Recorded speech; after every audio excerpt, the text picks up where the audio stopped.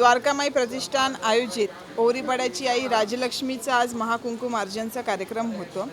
हे कुंकुमार्जनचा कार्यक्रम आम्ही दरवर्षी घेतो आणि यावेळेस आमच्या देवीचं 11वं वर्ष आहे आणि खूप मोठ्या संख्येने त्या ठिकाणी महिला उपस्थित होत्या आणि या कुंकुमार्जन कार्यक्रमामध्ये त्यांनी सहभाग घेतला।